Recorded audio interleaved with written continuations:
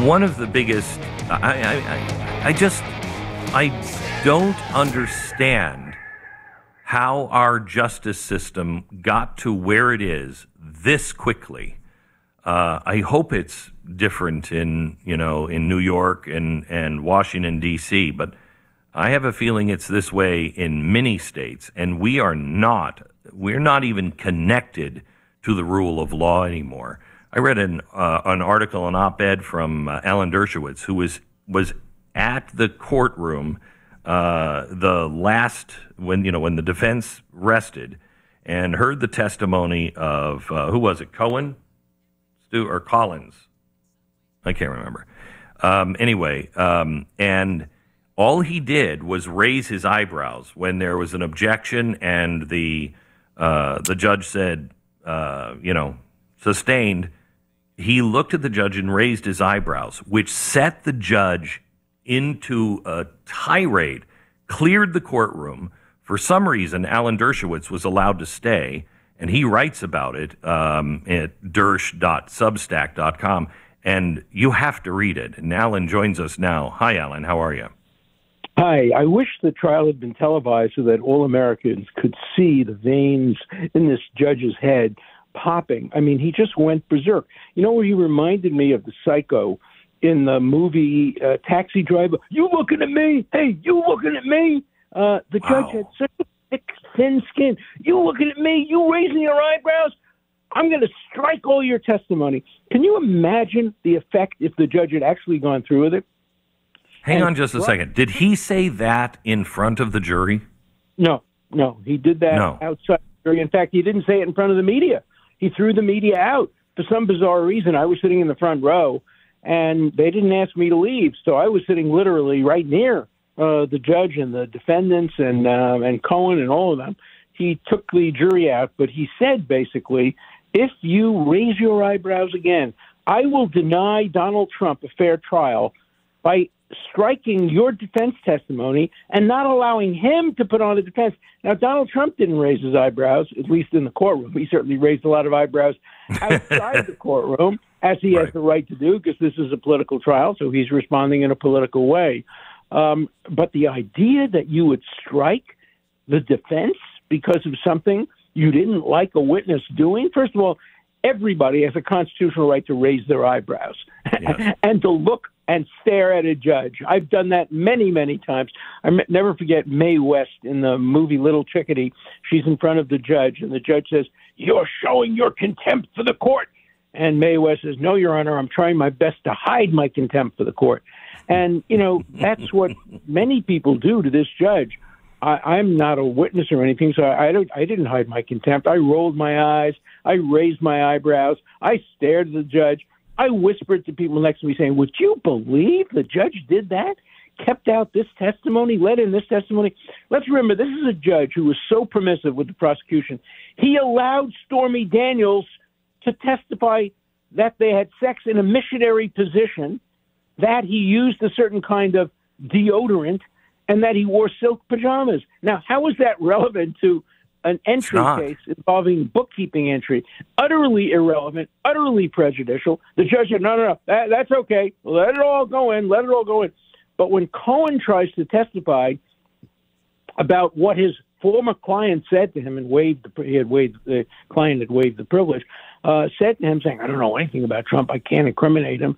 The judge said, no, I'm imposing restrictions on what your witness could say. And I would raise my eyebrows. He wasn't, wait. He wasn't allowed to enter that into testimony?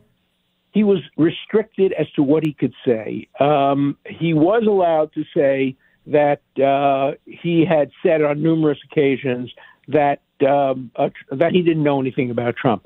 But he was restricted from saying many other things. As he has said, he swore to tell the truth, the whole truth, and nothing but the truth. And the judge said, no, I only want a partial truth. When it came to an expert witness, the judge was even tougher. The judge said that even though the prosecution was allowed to introduce evidence that they claim the payments were illegal campaign contributions, the country's leading expert on campaign contributions, who was prepared to testify these were not illegal campaign contributions, the judge said, no, you can testify as to your credentials and a few other things, but you can't testify as to the legality or the illegality, even though the other side was allowed to. What does it mean under the Sixth Amendment, then, that you have a right to confront? You have a right to confront the charges and the witnesses against you. You think that it means you have a right to call witnesses on your own who would tell a different story and give a different account so the jury can make up their mind, but not according to this judge.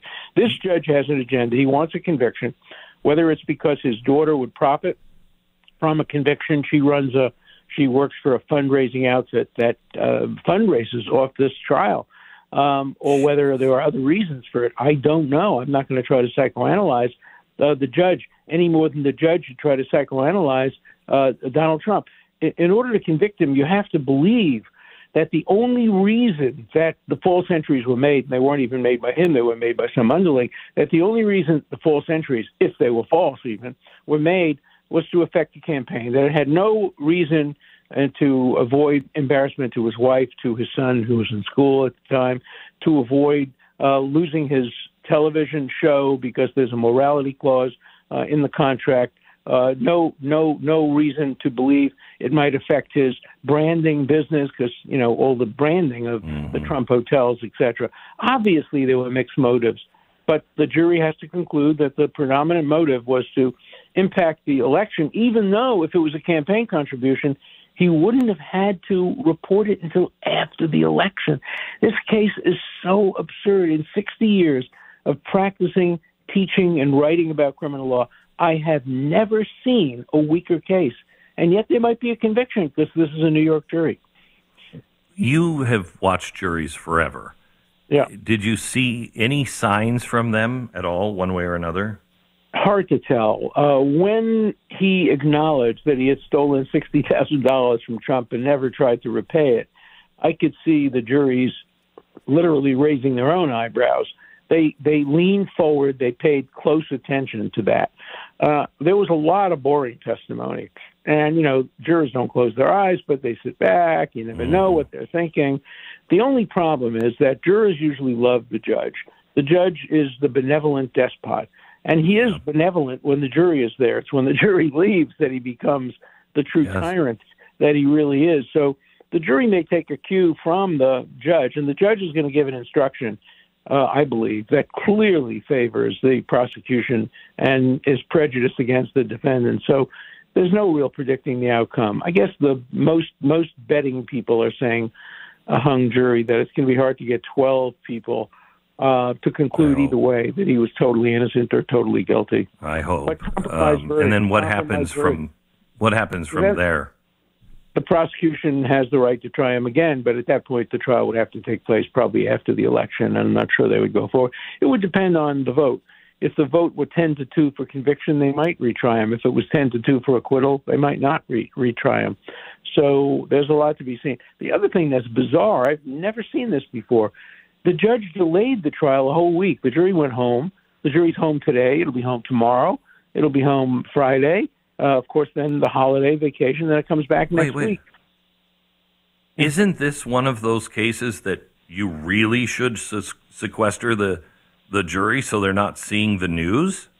Of course, and especially that they're not seeing CNN or reading the New York Times or watching MSNBC, which have already convicted him without a doubt. I mean, MSNBC thinks this is the strongest case since the Abraham Lincoln assassination, if it had been on videotape.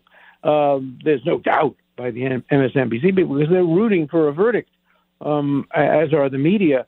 When I was in the courtroom the other day, you could just see and you could hear from the media, they're all rooting for a conviction. Even one of the courtroom artists criticized me for coming to the trial and showing support for Donald Trump. I didn't come to show political support for Donald Trump. I haven't made up my mind who I'm voting for. I voted for Biden in the last election, but I'm not sure who I'm going to vote for. I didn't come there to show political support. I came there to show legal support, that this is a case that should never have been brought. I would have done the same thing if Biden had been charged with a non-crime like this. I'm not political when it comes to my legal analysis. Alan, let me switch gears. There's a story out about the FBI and the raid on Mar-a-Lago, and that there was they were allowed to use deadly force. and it's my understanding, at least, that this is being misreported by the right. That's in all of these. It's a general thing. It is, but there shouldn't have been a search. There shouldn't have been a search warrant at all. There should have been just a subpoena. When you deal with people like the former president of the United States, you send them a subpoena. And if he fails to disclose the material, then he's in contempt of court or in violation of statutes. But you don't burst into his home. Of course you need to be able to use deadly force if there's somebody there who's shooting at you, but that they should never have used the search warrant in the first place. Yeah, that was kind of. I didn't know about the subpoena and all that you had other options. But as I was looking at this morning, and I'm like, at least for presidents, and I think it would be fine for other things because a lot of people seem to be having their doors kicked in. But when it comes to the president, and I say this about Biden too, I'm sure that was in the same paperwork for Joe Biden, in his garage. They didn't have a search warrant. They didn't have a search warrant for Biden. They had a subpoena. So there was no such paperwork for Biden. So, it's a very different, very, very different standard. It's rare to get a search warrant. Normally, the way to go is just in a gentlemanly way or in a ladylike way. You say, look, we're subpoenaing this. Please produce it into the court tomorrow. And if you don't, you'll be held in contempt. And if you try to destroy something like it is claimed Hillary Clinton tried to destroy some of her servers, that's an independent crime. But Hillary Clinton didn't have a search warrant conducted against her. Joe Biden didn't. I don't know about Biden's kid.